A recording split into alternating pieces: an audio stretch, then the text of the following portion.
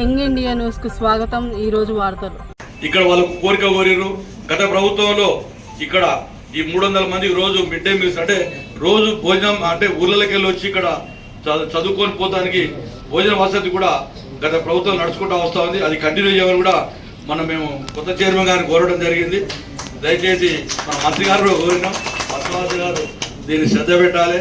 మంత్రి గారు వెంటబడి ఈ భోజన కార్యక్రమాన్ని కంటిన్యూ చేయాలని మా విన్నపంగా మేము తెలియపరుస్తున్నాం. దీని నిధులు మరే అప్పుడు డిఎంఎఫ్టీ కింద నిధులు పెట్టేయడం జరిగింది. అది కంటిన్యూ చేసి మా విద్యార్థులకు, ఈ ప్రాంత విద్యార్థులు అందరికీ కూడా ఈ చుట్టుపక్కల మీకు మునగాల నడిగూడెం వాళ్ళు కూడా ఇక్కడ విద్యార్థులు చదువుకుంటున్నారు. సూర్యాపేట, తుంగతుర్తికి సంబంధించిన గ్రామాలకు వెళ్ళి కూడా విద్యార్థులు వచ్చి ఇక్కడ ఎంతో మంది చదువుకుంటున్నారు. చాలా క్రమశిక్షణగా పద్ధతిగా చదువుకుంటారు ఇక్కడ. వారికి అందరూ కూడా మా వంతుగా మేము చేస్తాం. మీరు ప్రధాన బాధ్యత మంత్రి గారికి చెప్పి మీరు తీసుకోవాలని చెప్పి కోరుతూ,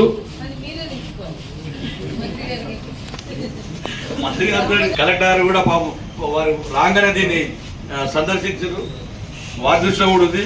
మీరు కూడా ఇనిషియేటివ్ తీసుకొని దీన్ని కొద్దిగా భోజన కార్యక్రమాన్ని కంటిన్యూ చేయాలని మా తరఫున కోరుతూ ముగిస్తాను. లైక్ చేయండి, షేర్ చేయండి, సబ్స్క్రైబ్ చేయండి. వయో న్యూస్.